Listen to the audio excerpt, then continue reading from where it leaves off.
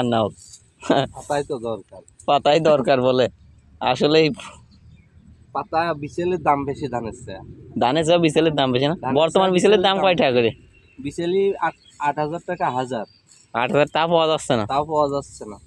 এই জন্য ধান না হলেও যাতে পাতা বেশি হয় এই জন্য সার বেশি করে দিচ্ছেন। হ্যাঁ, বিচেলি যাতে লম্বা হয়, বেশি দামে বেচা যায়।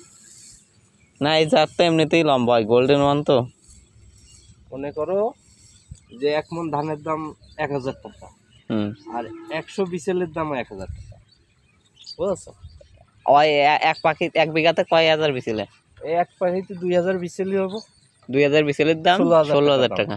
আর 1 বিঘাতে ধান হয় কয় পান? 15 মণ। 15 মণ ধান 15,000 টাকা। 15,000 টাকা। বিচেলি বেশি দাম না, এই জন্য সার বেশি করে দিচ্ছেন। এই জন্য সার বেশি দিচ্ছি, বিচেলি বেশি হোক, ধান কম হয় হোক। ভালো বুদ্ধি। গবাদি পশুপালনে কিন্তু খড়ের খুবই প্রয়োজন। বর্তমানে আমাদের অঞ্চলে কিন্তু খড় একদমই সংকট, খড় নেই বললেই চলে। এই জন্য ধানের জমিতে সার বেশি করে বপন করছেন এই কৃষক ভাই।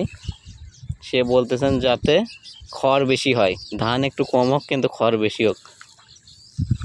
ধান হইছে লম্বা হলেই বিচেলি বড় বড় হয়, বুঝছো? বড় বড় হলেই ফলনও বেশি হইব, আর সেটা চাহিদা হইব, কাস্টমার নিব বেশি, বুঝছো? আর খাটো হলেই তো ওইগুলো নিতে চান, ওইগুলো 5,000 টাকা হাজার, আর লম্বা হলেই 8,000। এই জন্য আর কি সার বেশি দিয়া, এই জন্যই বিঘা প্রতি 20 কেজি ইউরিয়া 20 কেজি ডিআইবি শেষ পর্যায়ে বপন করতেছে। আসলেই তার বুদ্ধি ঠিক আছে কিনা দেখা যাক, ফলন শেষে আবার আপনাদেরকে দেখানো হবে।